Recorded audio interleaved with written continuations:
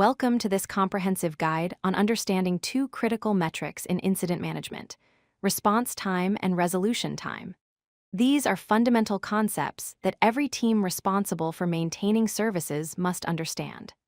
Throughout this video, we'll explore what each metric means, how they differ, and why both are essential for effective incident management and service reliability. Let's start with the two core metrics.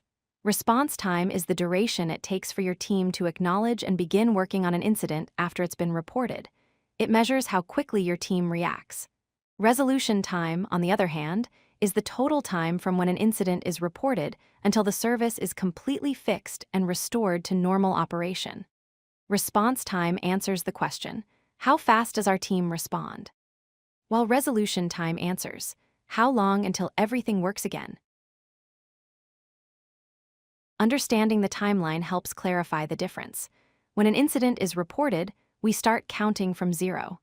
Your response time is measured from this point until your team acknowledges the problem and starts investigating. This is your first checkpoint. Your resolution time is measured from the initial report all the way until the service is fully restored and verified as working. This is your final checkpoint. Response time marks the beginning of your team's action, while resolution time marks the end of the entire incident lifecycle. Let's look at a practical example.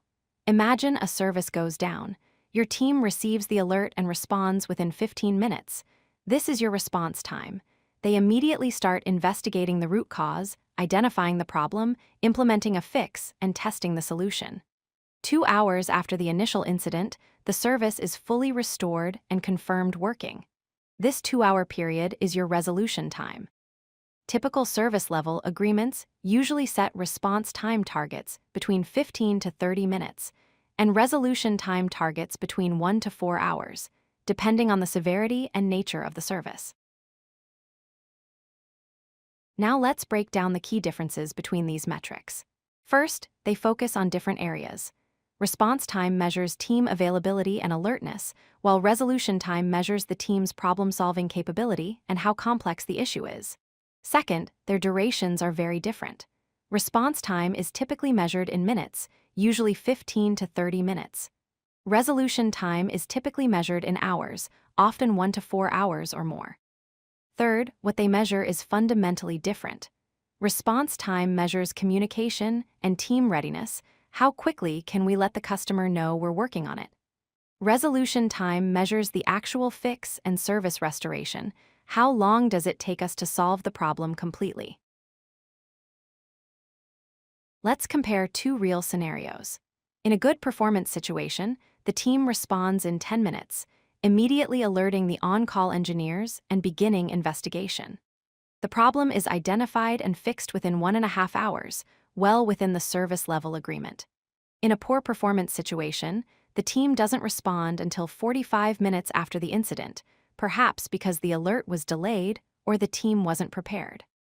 The resolution takes over 5 hours due to extended troubleshooting and poor incident handling. This extended timeframe results in prolonged service downtime and unhappy customers. The difference between good and poor performance directly impacts customer satisfaction and business continuity. To improve response time, implement automated alerts that reach your team immediately. Establish a clear on-call rotation so someone is always available, and create quick escalation procedures to ensure urgent incidents reach the right people fast.